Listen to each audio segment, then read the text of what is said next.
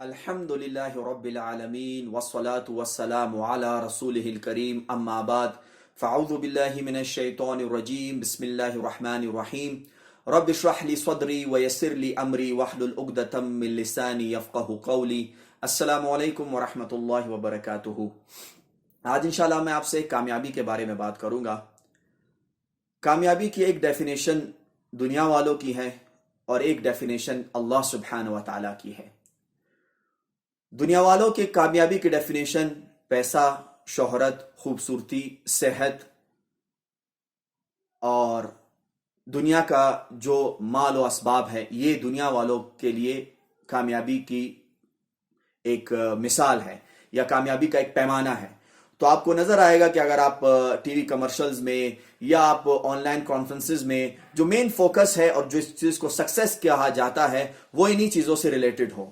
فراری کو دکھا کر اور بڑی بڑی گاڑیاں اور بڑے بڑے بنگلے دکھا کر ہمارے اندر یہ کانسیپٹ پیدا کیا گیا ہے، ہمارے مائنڈ میں یہ پرسپشن پیدا کیا گیا ہے کہ کامیابی ان چیزوں میں ہے، اور جس کے پاس یہ ہے تو وہ کامیاب ہے، اور جس کے پاس یہ نہیں ہے وہ ناکام ہے۔ یہ ہمارے اندر جو ہے ہمارا پرسپشن ہے جو ہمیں دنیا نے سکھایا ہے۔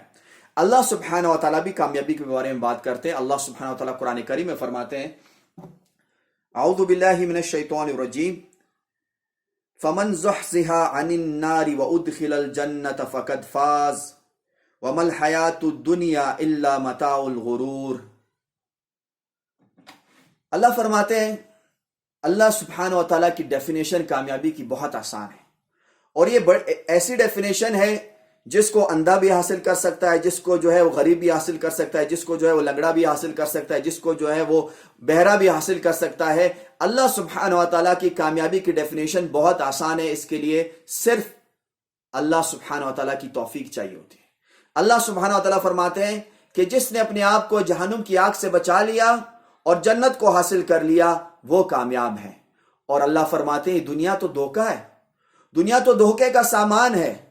اسی آیت میں اللہ فرماتے ہیں دنیا تو دھوکے کا سامان ہے۔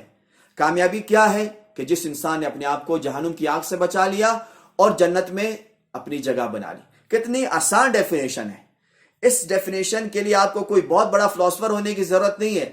آسان ڈیفینیشن اللہ سبحانہ تعالیٰ نے بتائی کہ جس نے اپنے آپ کو جہنم سے بچا لیا اور جس نے جنت کو حاصل کر لیا وہ کامیاب ہے۔ اب اس ڈیفینیشن کے اوپر ہر انسان کوشش کرے۔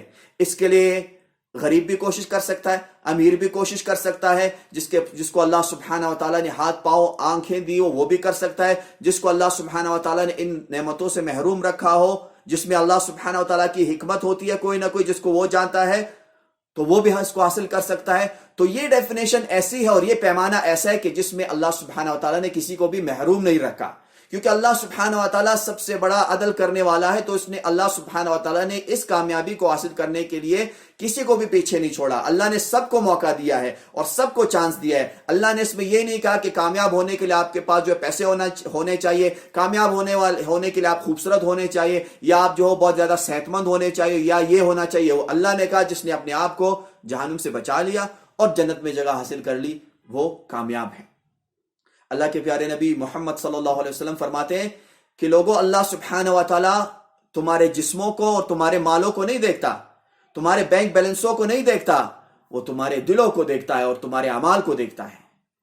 اگر آپ کو اور مجھے اللہ سبحانہ و تعالیٰ نے دنیا کی نعمتیں دی ہیں یا دولت دی ہے تو اس کا مطلب یہ نہیں ہے کہ ہم کوئی خاص ہیں، ہم کوئی بہت ہی اللہ کے نیک بندے ہیں۔ یہ اس کا پیمانہ نہیں ہے۔ یہ اللہ اپنی حکمت کے ذریعے جس طرح اس کی مرضی ہو وہ اللہ سبحانہ وتعالیٰ جس کو زیادہ دے دے جس کو کم دے دے، یہ اللہ سبحانہ وتعالیٰ کی مرضی اور وہ اپنی حکمت کے مطابق اس کو بانٹتا ہے لوگوں کے بیچ میں۔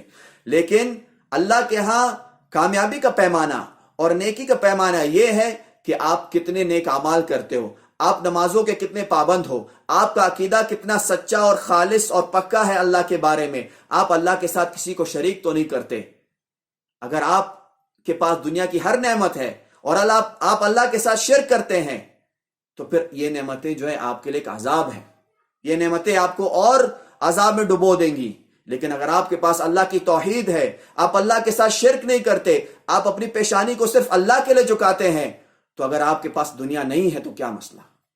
یہ دنیا کی زندگی ہے کیا؟ وَمَا الْحَيَاةُ الدُّنْيَا إِلَّا مَتَاعُ الْغُرُورِ۔ یہ دنیا ہے کیا؟ یہ تو دھوکے کا سامان ہے۔ آپ اپنی زندگی کو روک سکتے ہیں؟ آپ اپنے آپ کو گارنٹی دے سکتے ہیں کہ آپ کل زندہ رہیں گے؟ کوئی نہیں دے سکتا. تو یہ دھوکے کا سامان ہے. لیکن آپ جو کر سکتے ہیں وہ یہ کہ آپ جنت کما سکتے ہیں. تو اپنی فوکس جو ہے وہ آخرت پہ رکھیں. دنیا کو ضرور استعمال کریں. میں رہبانیت کی آپ کو دعوت نہیں دے رہا کہ آپ دنیا کو چھوڑ کے پہاڑوں پہ چلے جائیں، نہیں. لیکن اپنا فوکس اور اپنا سینٹر جو ہے وہ آخرت کو بنائے. دنیا آپ کو اللہ خود بخود دے دیں گے. اور اگر نہ بھی دے تو کیا مسئلہ، اگر جنت مل جائے. تو ہمارا مین فوکس جنت ہونا چاہیے، ہمارا مین فوکس آخرت ہونا چاہیے. اللہ سبحانہ و تعالی ہمیں توفیق دے کہ ہم ایسے اعمال کریں کہ ہم اللہ کی جنت کو حاصل کریں. اللہ کی رحمت سے ہم اپنے اعمال سے حاصل نہیں کر سکتے، لیکن اعمال کرنا شرط ہے. اور جائیں گے ہم انشاءاللہ اللہ کی رحمت سے. لیکن وہ رحمت پانے کے لیے ہمیں نیک اعمال کرنے ہیں.